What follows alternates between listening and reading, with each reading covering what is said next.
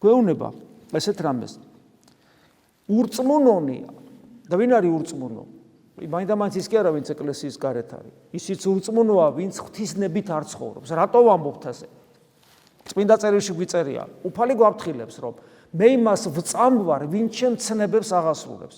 რა არის ღვთისნების აღსრულება, თუ არა ღვთისნებით ცხოვრება? ანუ ვინც ღვთისნებით არ ცხოვრობს, ის ვერ აღასრულებს ცნებებს, გარეგნულად თუნდაც კრავის ცხოვრებით იცხოვრობს. ამიტომ ურწმუნოა ყველა ის ადამიანი, მათ შორის ეკლესიაში, რომელიც ღვთისნებას არ გამოიძიებს და არ ცდილობს ღვთისნებით იცხოვროს.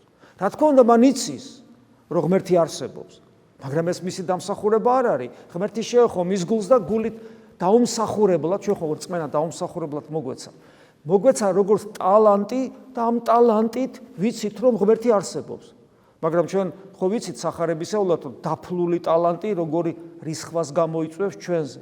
ამიტომ რწმენა დაფლული ტალანტი კი არ არის. ქრისტიანული რწმენა არის გამრავლებული ტალანტი.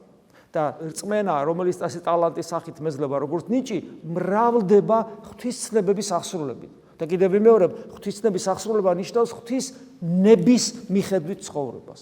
იყავ ნება შენი მამაო ჩვენოში რო. ამიტომ ურწმუნო შენ როცა აქ საუბარია ურწმუნონი, ურწმუნო შეიძლება იყოს, რა თქმა უნდა, თავისთავად ხარ და ეკლესიის გარეთ ყოფი თავისთავად ურწმუნოა, ეკლესიაში მყოფი ადამიანიც ურწმუნო შეიძლება იყოს. მოციქულიც კი შეიძლება ურწმუნო იყოს. იუდა მოციქული იყო. ღვთის სიტყვას ქადაგებდა, მისიონერობდა, სასწაულებს ახდენდა და იყო ურწმუნო. აი, გესმის, არაფერი გარეგნული გარანტიას არ გაძლევს. ეს ძალიან მნიშვნელოვანია.